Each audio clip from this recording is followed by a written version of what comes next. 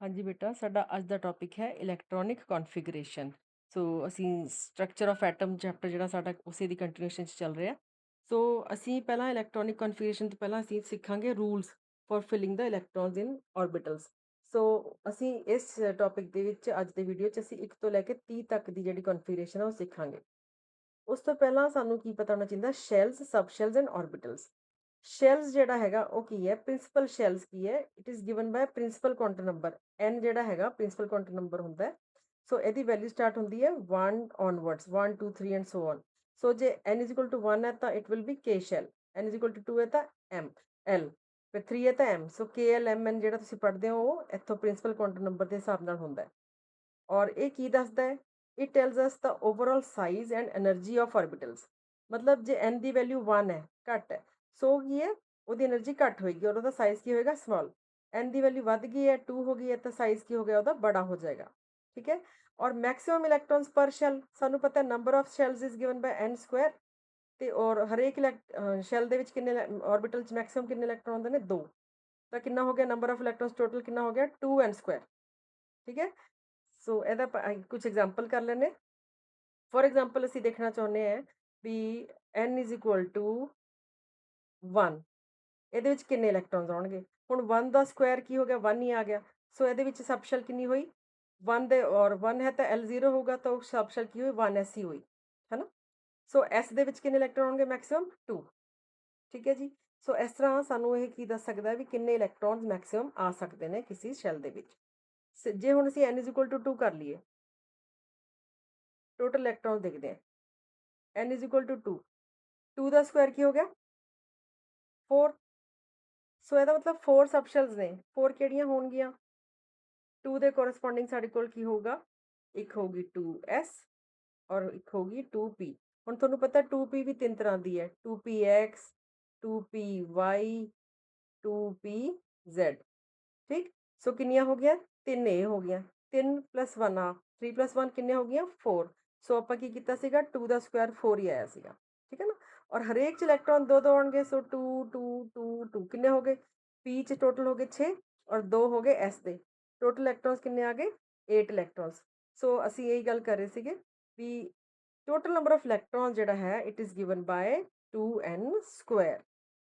I hope it is clear to you. ਤੇ next ਜਿਹੜਾ ਹੈਗਾ ਸਾਡਾ ਅਸੀਂ ਪੜਾਂਗੇ ਸਬ ਸ਼ੈਲਸ। ਸਬ ਸ਼ੈਲ ਦੀ ਨੋਟੇਸ਼ਨ ਵੀ ਦੇਖ ਲੈਂਦੇ ਹਾਂ ਅਸੀਂ। ਸਬ ਸ਼ੈਲਸ ਦੀ ਨੋਟੇਸ਼ਨ ਜਿੱਦਾਂ ਆਪਾਂ ਕਰਦੇ ਹਾਂ SPDF। ਹੁਣ ਇਹ ਕਿੱਥੋਂ ਪਤਾ ਚੱਲਦੀ ਹੈ ਸਾਨੂੰ ਇਹ ਪਤਾ ਚੱਲਦੀ ਹੈ ਐਜ਼ੀਮੂਥਲ ਕੁਆਂਟਮ ਨੰਬਰ ਵਿਚ is denoted by small l this is l। ਠੀਕ ਹੈ।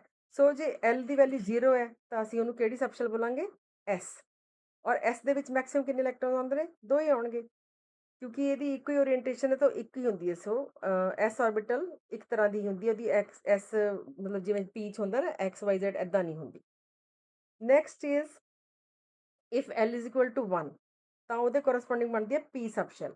ਔਰ p ਸਬ ਸ਼ੈਲ ਜਿਹੜੀ ਹੈ ਤੁਹਾਨੂੰ ਇਹਦੀ ਓਰੀਐਂਟੇਸ਼ਨ ਮੈਗਨੈਟਿਕ ਕੁਆਂਟਮ ਨੰਬਰ ਤੋਂ ਤੁਹਾਨੂੰ ਪਤਾ ਚੱਲਦਾ ਇਹਦੀਆਂ ਓਰੀਐਂਟੇਸ਼ਨ ਹੁੰਦੀਆਂ ਨੇ 3। ਸੋ ਅਸੀਂ ਬੋਲਦੇ ਹਾਂ 3 ਤਰ੍ਹਾਂ ਦੀਆਂ ਹੋਣਗੀਆਂ ਇੱਕ ਹੋਊਗੀ px ਇੱਕ ਹੋਊਗੀ py ਇੱਕ ਹੋਊਗੀ pz ਰਾਈਟ।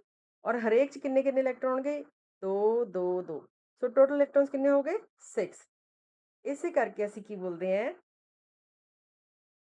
ਵੀ ਜਿਹੜੀ p ਆਰਬਿਟਲ ਹੈ p ਸਬ ਸ਼ੈਲ ਹੈ ਉਹਦੇ ਵਿੱਚ ਮੈਕਸਿਮਮ ਕਿੰਨੇ ਇਲੈਕਟ੍ਰੋਨਸ ਆਉਣਗੇ 6। s ਦੇ ਵਿੱਚ 2 p ਦੇ ਵਿੱਚ 6। ਇੱਕ ਮਿੰਟ ਇਹਨੂੰ ਇਰੇਜ਼ ਕਰ ਲਈਏ ਜੀ। ਸੋ s ਆਰਬਿਟਲ ਚ ਮੈਕਸਿਮਮ ਕਿੰਨੇ ਇਲੈਕਟ੍ਰੋਨ ਹੋਣਗੇ 2 p ਦੇ ਵਿੱਚ ਕਿੰਨੇ ਆ ਗਏ 6। ਕਿਉਂ ਆ ਗਏ p 6 ਕਿਉਂਕਿ p ਆਰਬਿਟਲਸ ਤਿੰਨ ਤਰ੍ਹਾਂ ਦੀਆਂ ਹੁੰਦੇ ਨੇ 2px 2py 2pz। ਤਿੰਨਾਂ ਚ 2 2 2 ਕਿੰਨੇ ਹੋ ਗਏ 6। ਓਕੇ। ਫਿਰ ਆਜੋ ਜੀ d ਆਰਬਿਟਲ ਤੇ d ਸਬ ਸ਼ੈਲ ਤੇ। ਸੋ ਇਹਦੇ corresponding l is equal to ਕੀ ਹੁੰਦਾ ਹੈ 2। If l is equal to 2 ਤਾਂ ਫਿਰ ਸਾਨੂੰ ਅਸੀਂ ਪੜ੍ਹਦੇ ਨਾ ਫਿਰ -2 -1 ਇੱਦਾਂ ਕਰ ਕਰਕੇ 5 ਤਰ੍ਹਾਂ ਦੀਆਂ ਹੋ ਜਾਂਦੀਆਂ ਨੇ -2 -1 0 +1 +2 ਇਹ ਮੈਗਨੈਟਿਕ ਕੁਆਂਟਮ ਨੰਬਰ ਦੇ ਵੈਲਿਊਜ਼ ਆਉਂਦੀਆਂ ਨੇ। ਸੋ 5 ਆਈਆਂ ਤਾਂ ਇਹਦਾ ਮਤਲਬ 5 ਤਰ੍ਹਾਂ ਦੀਆਂ ਓਰੀਐਂਟੇਸ਼ਨਸ ਹੋਣਗੀਆਂ d ਆਰਬਿਟਲ ਦੇ ਵਿੱਚ। ਸੋ ਹਰੇਕ 'ਚ 2 2 ਇਲੈਕਟ੍ਰੋਨ ਹੋਣਗੇ। ਸੋ 5 2s ਆਰ 10। ਸੋ ਇਸ ਕਰਕੇ d ਦੇ ਵਿੱਚ ਮੈਕਸਿਮਮ ਇਲੈਕਟ੍ਰੋਨਸ ਦੀ ਗਿਣਤੀ ਕਿੰਨੀ ਆਊਗੀ ਜੀ 10। Similarly if l is equal to 3 ਤਾਂ it corresponds to f sub shell. ਠੀਕ। ਔਰ f ਵਾਸਤੇ ਫਿਰ ਉਹਦੀਆਂ ਓਰੀਐਂਟੇਸ਼ਨਸ ਕਿੰਨੀਆਂ ਆ ਜਾਂਦੀਆਂ ਨੇ ਉਹੀ ਗੱਲ ਜਿਹੜਾ ਆਪਾਂ ਹੁਣ ਕਰਕੇ ਹਟੇ ਆ 2l plus 1, ਸੋ l ਦੀ ਵੈਲਿਊ ਕਿੰਨੀ ਹੈ 3, तो 2 into 3 plus 1, 2 3s are 6 plus 1 7, it means f orbitals f subshell ਜਿਹੜੀ ਹੈ ਉਹ ਕਿੰਨੇ ਤਰ੍ਹਾਂ ਦੀ ਹੋਊਗੀ 7 ਤਰ੍ਹਾਂ ਦੀ, ਔਰ ਹਰੇਕ ਚ ਕਿੰਨੇ ਕਿੰਨੇ ਇਲੈਕਟ੍ਰੋਨ ਹੋਣਗੇ 2, ਸੋ ਇਨਟੂ ਕਰ ਦੋ 2, 7 2s are 14, it means ਇਹਦੇ ਵਿੱਚ ਕਿੰਨੇ ਇਲੈਕਟ੍ਰੋਨ ਹੋਣਗੇ 14 electrons can be accommodated in f subshell. I hope it is clear to all of you. Moving on, building up. ਹੁਣ ਅਸੀਂ ਪੜ੍ਹਨਾ ਹੈ ਇਲੈਕਟ੍ਰੋਨਸ ਫਿਲ ਕਿੱਦਾਂ ਕਰ ਰਹੇ ਨੇ, ਉਹਦੇ ਲਈ ਸਾਨੂੰ ਕੌਣ ਗਾਈਡ ਕਰਦਾ ਹੈ ਆਫ ਬੋ ਪ੍ਰਿੰਸੀਪਲ ਔਰ n+n ਰੂਲ, n+l ਰੂਲ ਜਿਹਨੂੰ ਅਸੀਂ ਬੋਲਦੇ ਹਾਂ ਬੋਹਰ ਬਰੀ ਰੂਲ। ਠੀਕ ਹੈ, ਸੋ ਪਹਿਲਾਂ ਹੁਣ ਆਪਾਂ ਆਫ ਬੋ ਪ੍ਰਿੰਸੀਪਲ ਤੇ ਧਿਆਨ ਦਿੰਦੇ ਹਾਂ। ਆਫ ਬੋ ਦਾ ਮਤਲਬ ਹੁੰਦਾ ਹੈ ਬਿਲਡਿੰਗ ਅਪ, ਇਹ ਜਰਮਨ ਵਰਡ ਤੋਂ ਲਿਆ ਗਿਆ ਹੈ ਔਬਿਅਨ, ਜਿਹਦਾ ਮਤਲਬ ਹੁੰਦਾ ਹੈ ਟੂ ਬਿਲਡ ਅਪ।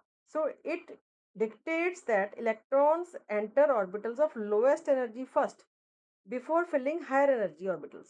ਸੋ ਪਹਿਲਾ ਜਿਹੜਾ ਇਲੈਕਟ੍ਰੋਨ ਹੈ ਉਹ ਸਭ ਤੋਂ ਘੱਟ એનર્ਜੀ ਵਾਲੀ ਸ਼ੈਲ 'ਚ ਜਾਏਗਾ, ਉਸ ਤੋਂ ਬਾਅਦ ਹੌਲੀ ਹੌਲੀ ਹੌਲੀ ਹੌਲੀ ਇੰਕਰੀਜ਼ਿੰਗ ਆਰਡਰ 'ਚ ਇਲੈਕਟ੍ਰੋਨਸ ਫਿਲ ਹੋਣਗੇ। ਸੋ ਇਹਦਾ ਮਤਲਬ ਹੁੰਦਾ ਬਿਲਡਿੰਗ ਅਪ। ਹੁਣ ਬਿਲਡਿੰਗ ਅਪ ਅਸੀਂ ਕਰਨੀ ਹੈ, ਠੀਕ ਹੈ ਜੀ। ਹੁਣ ਸਾਨੂੰ ਪਤਾ ਕਿਵੇਂ ਚੱਲੂਗਾ ਕਿਹੜੀ ਆਰਬਿਟਲ ਦੀ એનર્ਜੀ ਘੱਟ ਹੈ ਕਿਸ ਦੀ ਜ਼ਿਆਦਾ ਹੈ, ਉਹਦੇ ਲਈ ਸਾਨੂੰ ਕੌਣ ਗਾਈਡ ਕਰਦਾ ਹੈ ਬੋਹਰ ਬਰੀ ਰੂਲ, ਜਿਹਨੂੰ ਕਿ ਅਸੀਂ ਬੋਲਦੇ ਹਾਂ n+l ਰੂਲ ਵੀ ਬੋਲਦੇ ਹਾਂ। ਅਸੀਂ ਸਭ ਤੋਂ ਪਹਿਲਾਂ ਕੀ ਦੇਖਦੇ ਹਾਂ n+l ਵੈਲਿਊ ਜਿਹਦੀ ਸਭ ਤੋਂ ਘੱਟ ਹੈ ਉਹਦੇ ਵਿੱਚ ਇਲੈਕਟ੍ਰੋਨ ਪਹਿਲਾਂ ਜਾਊਗਾ। ਠੀਕ, so lower value of n+l has lower energy and it fills first, right? So n+l ਦਾ ਸਮ ਕਰ ਲੈਣਾ, ਜਿਹਦਾ ਘੱਟ ਆਇਆ ਇਲੈਕਟ੍ਰੋਨ ਪਹਿਲਾਂ ਉਹਦੇ ਵਿੱਚ ਜਾਊਗਾ। okay, if two subshells have identical n+l values, ਫਿਰ ਅਸੀਂ ਕੀ ਕਰਾਂਗੇ, ਫਿਰ subshell with smaller n fills first। ਇਹਦਾ ਮੈਂ ਤੁਹਾਨੂੰ ਇੱਕ ਐਗਜ਼ਾਮਪਲ ਦੱਸਦੀ ਹਾਂ ਹੁਣੇ, ਇਹਨੂੰ ਕਲੀਨ ਕਰ ਲੈਂਦੇ ਹਾਂ। ਅਸੀਂ ਕੀ ਗੱਲ ਕਰ ਰਹੇ ਹਾਂ, ਜੇ ਦੋ ਸਬਸ਼ੈਲਸ ਆ ਗਈਆਂ ਜਿਨ੍ਹਾਂ ਦੀ n+l ਵੈਲਿਊ ਸੇਮ ਆ ਗਈ, ਠੀਕ ਹੈ, ਸੋ ਫਿਰ ਕਿਹਨੂੰ ਭਰਾਂਗੇ, ਜਿਵੇਂ ਕਿ 4s ਔਰ 3d ਦਾ ਕੰਪੈਰੀਜ਼ਨ ਕਰਨਾ। ਹੁਣ 4s ਵਾਸਤੇ n+l ਵੈਲਿਊ, n ਦੀ ਵੈਲਿਊ ਕੀ ਹੋਗੀ 4, l ਦੀ ਵੈਲਿਊ s ਹੈ ਤਾਂ ਇਹਦਾ ਮਤਲਬ ਕੀ ਹੋਈ 0, 4 + 0 ਕੀ ਆ ਗਿਆ 4 ਹੀ ਆਇਆ ਤਾਂ। ਠੀਕ ਹੈ, ਇੱਕ ਸੈਕਿੰਡ, ਹਾਂਜੀ, ਸੋ ਇੱਥੇ ਕਿੰਨੀ ਵੈਲਿਊ ਆਈ ਹੈ ਇਹਦੀ 4 ਆਈ ਹੈ। ਔਰ ਜੇ ਅਸੀਂ 3d ਦਾ ਦੇਖੀਏ, ਹੁਣ 3d ਦੇ ਵਾਸਤੇ n ਦੀ ਵੈਲਿਊ ਕੀ ਹੈ 3, ਔਰ ਜੇ d ਹੈ ਤਾਂ ਇਹਦਾ ਤਾਂ l ਦੀ ਵੈਲਿਊ ਕੀ ਹੈ 2, ਸੋ 3 + 2 ਕਿੰਨਾ ਆਇਆ 5। ਹੁਣ ਕਿਹਦੀ n+l ਦੀ ਵੈਲਿਊ ਘੱਟ ਹੈ 4s ਦੀ ਘੱਟ ਹੈ, so electron will first enter 4s orbital, then it will enter 3d orbital। So ਇਹ ਸੀਗਾ ਸਾਡਾ ਯੂਜ਼ ਕਿਹਦਾ n+l ਦਾ ਰੂਲ ਯੂਜ਼, ਇਹਨੂੰ ਬੋਲਦੇ ਸੀ ਬੋਹਰ ਬਰੀ ਰੂਲ। ਸੋ n+l ਵੈਲਿਊ ਦਾ ਅਸੀਂ ਪਤਾ ਕਰ ਲੈਣਾ, ਜਿਵੇਂ ਮੈਂ ਹੁਣ ਤੁਹਾਨੂੰ ਕੱਢ ਕੇ ਦਿਖਾਇਆ। ਸੋ ਆਹੀ ਐਗਜ਼ਾਮਪਲ ਇੱਥੇ ਨੀਚੇ ਵੀ ਲਿਖ ਰੱਖਿਆ 4s ਔਰ 3d ਦਾ ਜੇ ਅਸੀਂ ਕੰਪੈਰੀਜ਼ਨ ਕਰੀਏ, ਸੋ ਜੋ ਮੈਂ ਹੁਣ ਤੁਹਾਨੂੰ ਕਰਕੇ ਦਿਖਾਇਆ, ਸੋ 4s ਵਾਸਤੇ n ਦੀ ਵੈਲਿਊ 4, l ਦੀ ਵੈਲਿਊ 0, 4 + 0 4 ਆਇਆ, ਸੋ 4s ਦਾ ਟੋਟਲ ਕਿੰਨਾ ਆਇਆ n+l ਦਾ 4। 3d ਦੇ ਦੁਬਾਰਾ ਦੇਖ ਲਓ, n = 3, l = 2, 3 + 2 ਕਿੰਨਾ ਆ ਗਿਆ 5। ਸੋ ਇਹਦੀ ਵੈਲਿਊ ਘੱਟ ਹੈ, ਇਸ ਕਰਕੇ electron will first enter 4s, then it will enter 3d orbital। So ਇਹ ਸੀਗਾ ਸਾਡਾ ਬੋਹਰ ਬਰੀ ਰੂਲ ਵਿਚ ਗਾਈਡਸ ਅਸ ਫॉर ਫਿਲਿੰਗ ਦਾ ਇਲੈਕਟ੍ਰੋਨਸ। ਉਸ ਤੋਂ ਬਾਅਦ ਹੁਣ ਅਸੀਂ ਨੈਕਸਟ ਜਿਹੜਾ ਟੌਪਿਕ ਕਰਾਂਗੇ that is Pauli's exclusion principle and Hund's rule of maximum multiplicity. ਇਹ ਕੀ ਚੀਜ਼ ਹੈ, ਇੱਥੇ ਧਿਆਨ ਨਾਲ ਦੇਖੋ। ਪੌਲੀਜ਼ ਐਕਸਕਲੂਜਨ ਪ੍ਰਿੰਸੀਪਲ ਕੀ ਬੋਲਦਾ ਸਾਨੂੰ, ਇਹ ਕਹਿੰਦਾ ਹੈ no two electrons in an atom can have exact same set of 4 quantum numbers।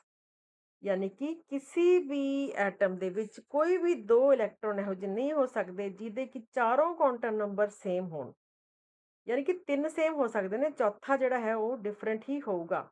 ਇਹਦਾ ਮਤਲਬ an orbital can accommodate maximum of 2 electrons and they must have opposite spin। ਮੰਨ ਲਓ ਅਸੀਂ 1s orbital ਦੀ ਗੱਲ ਕਰਦੇ ਹਾਂ, ਚਲੋ 1s, ਠੀਕ ਹੈ। ਹੁਣ ਇਹਦੇ ਵਿੱਚ n ਦੀ ਵੈਲਿਊ ਇਹ 'ਚ ਆਪਾਂ ਕਹਿੰਦੇ ਨਾ ਐਸ 2 ਇਲੈਕਟ੍ਰੋਨ ਹੋ ਸਕਦੇ ਮੈਕਸਿਮਮ, ਉਹ ਕਿੱਥੋਂ ਪਤਾ ਚੱਲਦਾ ਉਹ ਦੇਖੋ। n ਦੀ ਵੈਲਿਊ ਕੀ ਹੈ 1, ਜੇ n 1 ਹੈ ਤਾਂ l ਦੀ ਵੈਲਿਊ ਕੀ ਹੋਗੀ 0, l 0 ਹੈ ਤਾਂ m ਦੀ ਵੈਲਿਊ ਵੀ ਕੀ ਹੋਗੀ 0। ਇਸੇ ਕਰਕੇ ਤਾਂ ਅਸੀਂ ਬੋਲਦੇ ਹਾਂ ਇਹ ਹੈਗੀ ਹੈ ਨॉन ਡਾਇਰੈਕਸ਼ਨਲ। ਸੋ ਇਹ 3 ਕੁਆਂਟਮ ਨੰਬਰ ਸੇਮ ਹੋ ਗਏ। ਜਿਹੜਾ ਚੌਥਾ ਕੁਆਂਟਮ ਨੰਬਰ ਹੈ ਸਪਿਨ, ਉਹਦਾ ਵੈਲਿਊ ਦੋਨਾਂ ਇਲੈਕਟ੍ਰੋਨਸ ਦੇ ਲਈ ਡਿਫਰੈਂਟ ਹੋਏਗੀ। ਜੇ ਇੱਕ ਦੀ ਪਲੱਸ ਹਾਫ ਹੈ ਤੇ ਦੂਸਰੇ ਦੀ ਕੀ ਹੋਏਗੀ, ਮਾਈਨਸ ਹਾਫ। ਸੋ ਤਿੰਨ ਕੁਆਂਟਮ ਨੰਬਰ ਸੇਮ ਹੋ ਸਕਦੇ ਨੇ, ਪਰ ਚੌਥਾ ਜਿਹੜਾ ਹੈ ਉਹ ਸੇਮ ਨਹੀਂ ਹੋ ਸਕਦਾ। ਇੱਕ ਦਾ ਪਲੱਸ ਹਾਫ ਹੈ, ਇੱਕ ਦਾ ਮਾਈਨਸ ਹਾਫ ਹੈ। ਸੋ ਇਹ ਸਾਨੂੰ ਕੌਣ ਗਵਰਨ ਕਰਦਾ ਹੈ, ਕੌਣ ਗਾਈਡ ਕਰਦਾ ਹੈ? We are guided by Pauli's exclusion principle. It states that no two electrons in an atom can have same set of all the four quantum numbers.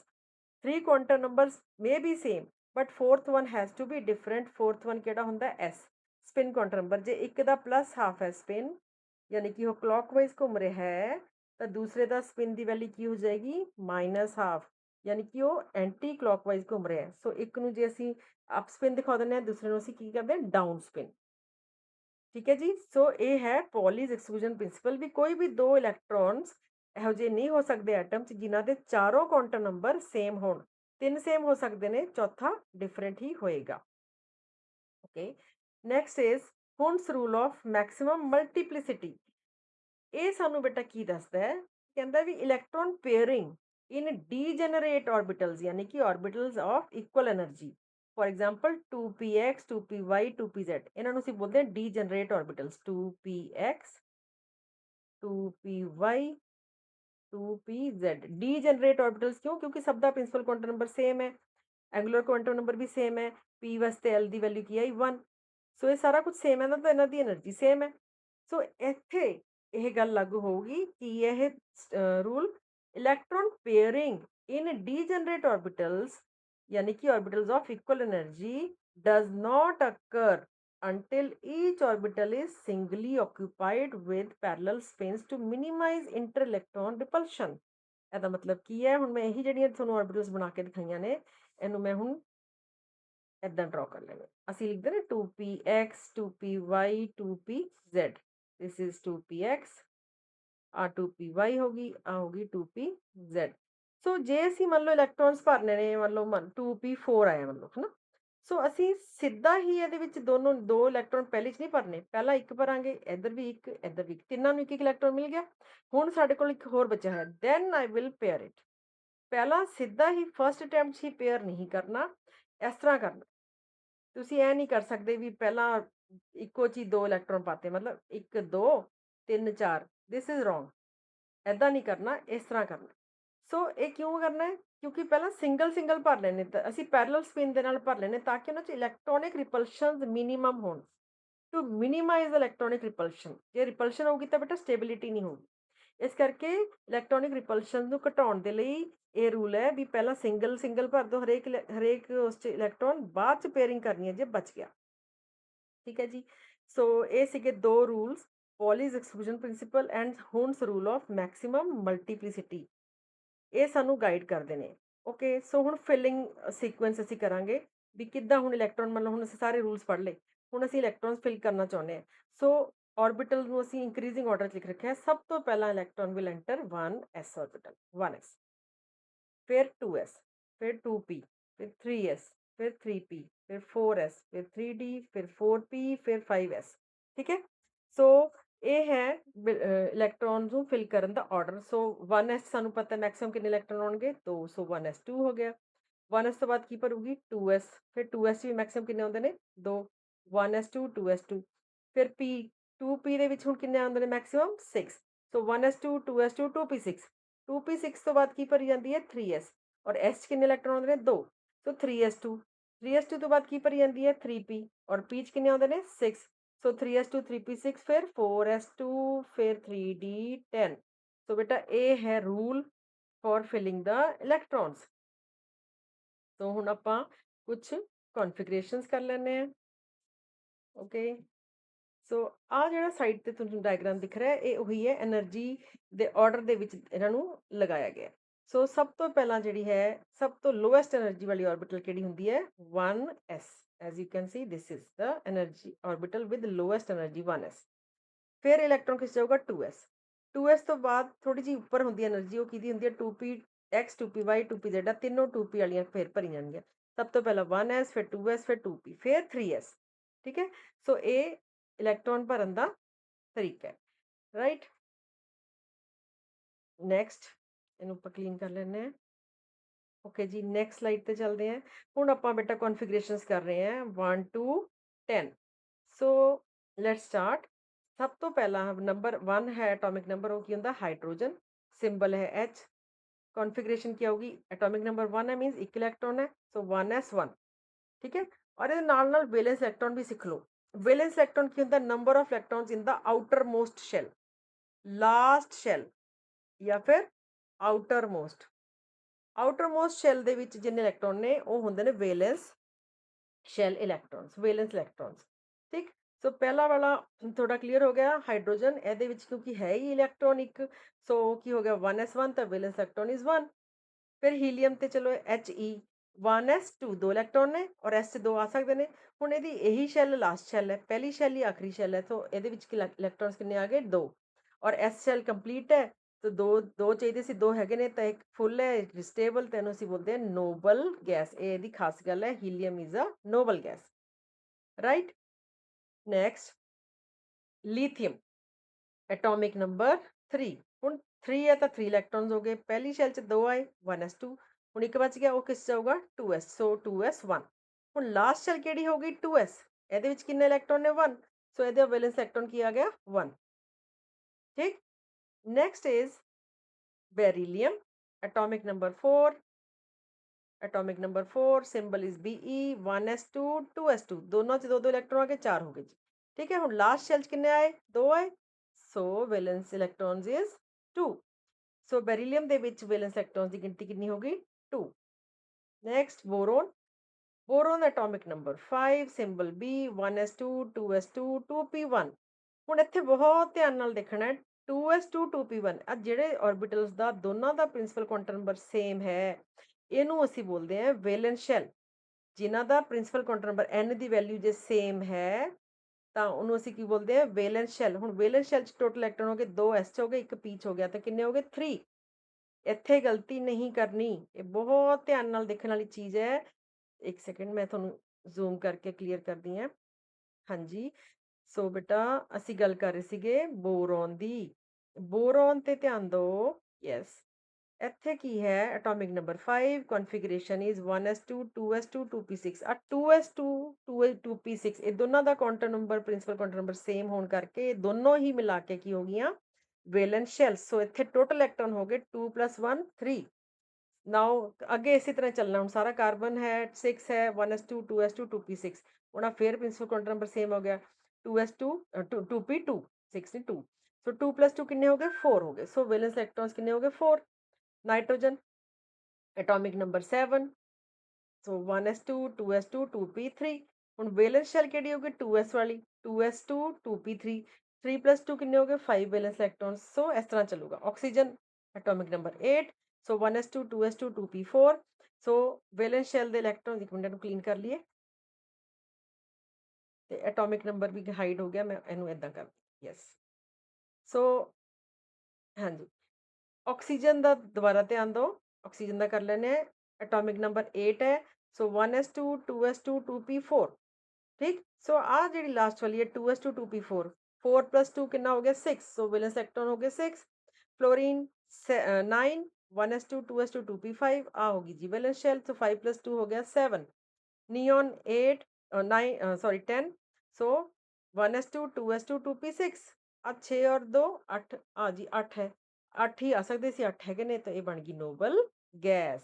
सो बेटा ये सीगी electronic configuration up to atomic number 10। Neon तक कर लिया, साडे कोल इत्थे कितनियां noble gases आ गई, एक हीलियम आई, एक आ गई साडे कोल नियॉन। हुण अगे चलते हैं, सोडियम एटॉमिक नंबर 11, सो 1s2 2s2 2p6 3s1। ਹੁਣ ਇੱਥੇ 3s1 ਨਵਾਂ ਪ੍ਰਿੰਸੀਪਲ ਕੁਆਂਟਮ ਨੰਬਰ ਆ ਗਿਆ, ਸੋ ਇਹ ਹੀ ਹੋਈ ਇਹਦੀ ਲਾਸਟ ਸ਼ੈਲ। ਸੋ ਇਹਦੇ ਵਿੱਚ ਇਲੈਕਟ੍ਰੋਨ ਇੱਕ ਹੈ, ਸੋ ਇਸ ਤਰ੍ਹਾਂ ਲਿਖਾਂਗੇ ਅਸੀਂ ਇਹਨੂੰ ਕੰਡੈਂਸ ਨੋਟੇਸ਼ਨ ਤੁਸੀਂ ਦੇਖ ਰਹੇ ਹੋ। ਸੋ ਅਸੀਂ ਬਾਰ-ਬਾਰ ਕਿਉਂ ਲਿਖਣਾ ਐਡਾ ਵੱਡਾ, ਤਾਂ ਅਸੀਂ ਕੀ ਕਰਦੇ ਹਾਂ, ਜਿਹੜਾ ਅੰਦਰ ਨੀਅਰੈਸਟ ਨੋਬਲ ਗੈਸ ਦਾ ਕਨਫਿਗਰੇਸ਼ਨ ਹੈ ਇੱਥੇ ਤੱਕ 2p6 ਤੱਕ, ਇਹ ਕਿਹਦਾ ਬਣਦਾ ਜੀ, ਨਿਓਨ ਦਾ। 10 ਇਲੈਕਟ੍ਰੋਨ ਨੇ, ਸੋ ਨਿਓਨ ਲਿਖ ਕੇ ਬਾਹਰ ਇਦਾਂ ਸਕੁਆਇਰ ਬ੍ਰੈਕਟ 'ਚ ਨਿਓਨ ਲਿਖ ਦੇਣਾ, ਔਰ ਬਾਹਰ ਕੀ ਲਿਖ ਦੇਣਾ 3s1। ਸੋ ਬੇਟਾ ਇਸ ਤਰ੍ਹਾਂ ਵੀ ਤੁਸੀਂ, ਇੱਕ ਸੈਕਿੰਡ, ਇਸ ਤਰ੍ਹਾਂ ਵੀ ਤੁਸੀਂ ਲਿਖ ਸਕਦੇ ਹੋ, ਕੰਡੈਂਸਡ ਨੋਟੇਸ਼ਨ ਹੋ ਗਈ। ਮੈਗਨੀਸ਼ੀਅਮ ਤੇ ਆ ਜਾਓ ਜੀ, 12 ਹੈ, 1s2 2s2 2p6 3s2 3s2, ਆ ਲਾਸਟ ਹੈ, ਕੰਡੈਂਸ ਨੋਟੇਸ਼ਨ ਹੈ। ਲਾਸਟ ਵਾਲੇ ਇਲੈਕਟ੍ਰੋਨ ਹੋ ਗਏ ਵੈਲੈਂਸ ਇਲੈਕਟ੍ਰॉन्स।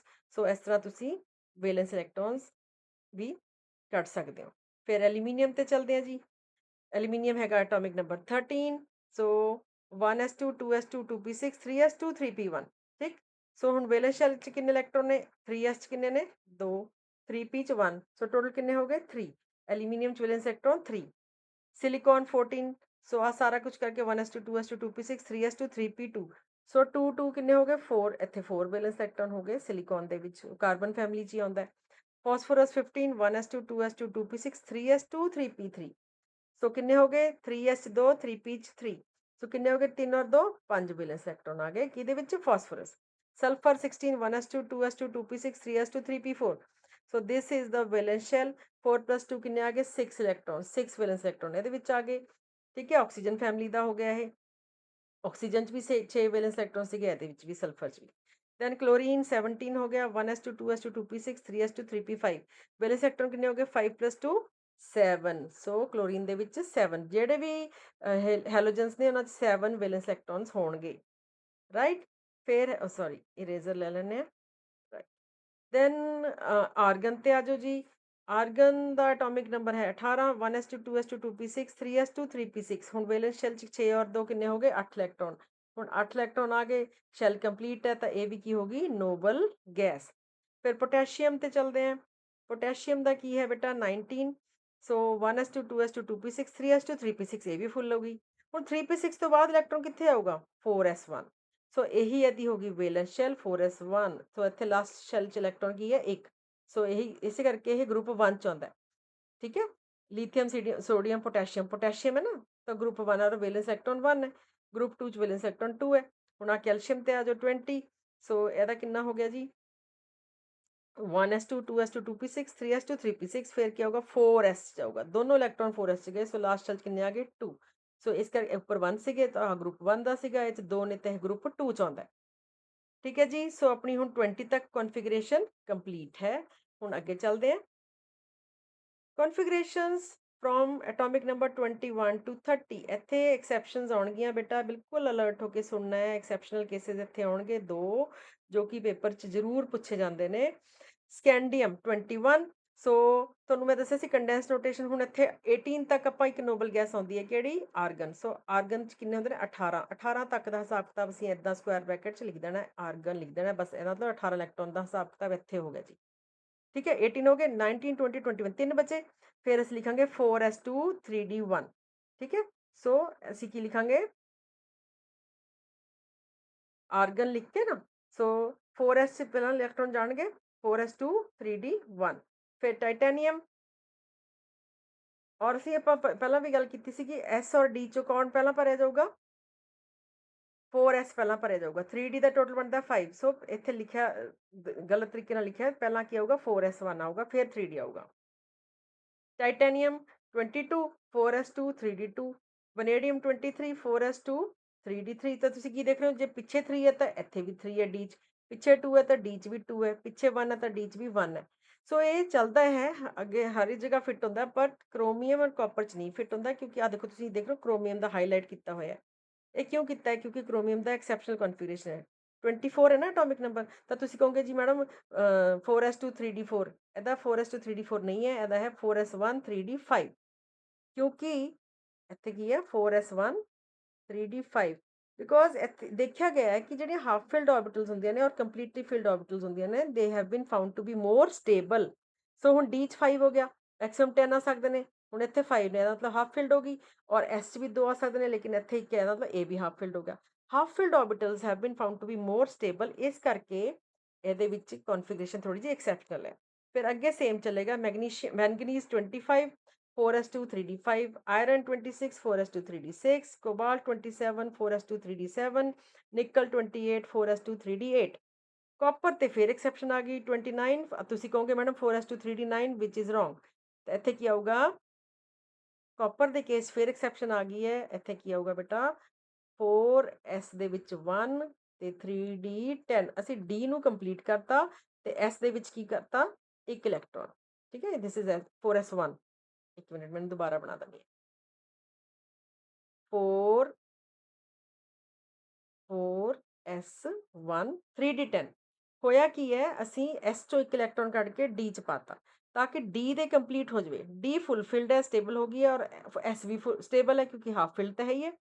सो बेटा ये एक्सैप्शनल कॉन्फिगरेशन दो चीज़ां दी है, एक क्रोमियम दी है 24, एक कॉपर है 29 एटॉमिक नंबर। ਇਹਦਾ बहुत ज़्यादा ध्यान रखना है, नहीं तो ਤੁਹਾਡੇ बेटा नंबर कट जाएंगे। This is very important. Copper and chromium की एक्सैप्शनल कॉन्फिगरेशन होंगी है, इनू याद रखना है। फिर लास्ट की आ गया साढ़े कोल जिंक 30, तो फिर की आऊगा 4s2 3d10, यदि भी शैल जी है कंप्लीट है। ठीक है, सो ये साडे हो गए इलैक्ट्रॉनिक कॉन्फिगरेशन अप टू 30। हुण एक्सैप्शनस तुहानूं मैं हुणे दस के हटी हाँ, कॉपर और क्रोमियम है। सो कॉपर और क्रोमियम का क्यों होंदा है, क्योंकि ये हाफ फिल्ड है, जिवें इत्थे लिख रखा है। तो एक्सपैक्टेड सानूं सीगा भी पिछे 24 है, तो 4s2 3d4 होगा, विच इज़ रॉन्ग। ਇਹਦਾ ਕੀ ਹੋ ਗਿਆ, ਇੱਕ ਇਲੈਕਟ੍ਰੋਨ ਜਿਹੜਾ ਹੈਗਾ ਇੱਥੋਂ ਕਿੱਥੇ ਚਲਾ ਗਿਆ, S ਚੋਂ D ਚਲਾ ਗਿਆ। ਸੋ S ਚ 1 ਹੋ ਗਿਆ, D ਦੇ ਵਿੱਚ 5। सो ये एक्सैप्शनल है क्योंकि हाफ फिल्ड ऑर्बिटल बन गई, विच इज़ मोर स्टेबल।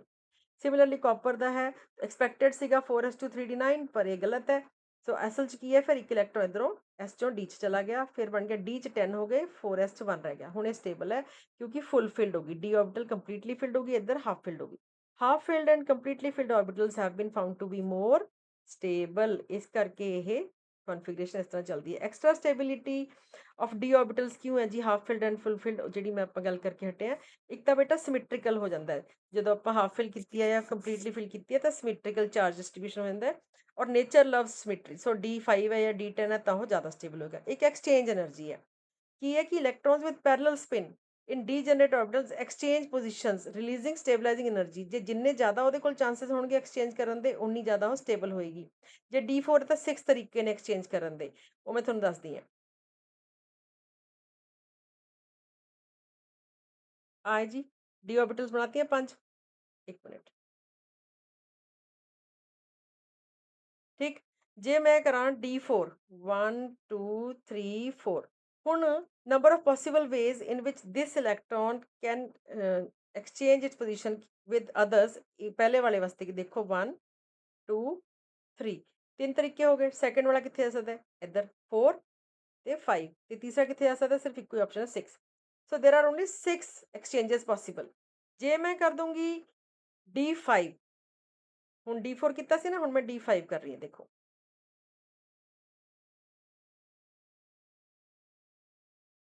हुण D5 भर दो, पंजां च इलैक्ट्रॉन ने। हुण देखते हैं number of ways in which this electron can exchange its position. हुण मैं थोड़ा जा कलर डिफरेंट लेना चाहूँगी। Let's take this colour. Okay, so हुण देखते हैं पहला इलैक्ट्रॉन कितने कितने जा सकता है, 1 2 3 4, इधर 4 हो गए। सेकंड वाला 5 6 7, थर्ड वाला 8 9, फोर्थ वाला 10। सो कितने वेज हो गए, 10 exchanges are possible. J D4 लिए तो ओनली 6 एक्सचेंजेस, जे D5 कर लिए तो 10 एक्सचेंजेस। सो इस करके this is the reason why half filled and completely filled orbitals have been found to be more stable. So I hope बेटा ਤੁਹਾਨੂੰ ਸਮਝ ਆ ਗਿਆ ਹੋਵੇ। ਸੋ ਇਹ ਸੀਗਾ ਸਾਡਾ electronic configuration the. I hope ਤੁਹਾਨੂੰ ਕਲੀਅਰ ਹੋ ਗਿਆ, ਤਾਂ ਤੁਸੀਂ ਜ਼ਿਆਦਾ ਤੋਂ ਜ਼ਿਆਦਾ ਲਿਖ ਕੇ ਇਹਦੀ ਪ੍ਰੈਕਟਿਸ ਕਰੋ ਤੇ ਆਪਣੇ ਕਨਸੈਪਟਸ ਕਲੀਅਰ ਕਰੋ। ਇਹਦੇ ਨਾਲ ਦੇ ਰਿਲੇਟਡ ਕੁਐਸਚਨਸ ਵੀ ਬੇਟਾ ਤੁਸੀਂ ਕਰਿਆ ਕਰੋ ਸੋਲਵ। Thank you.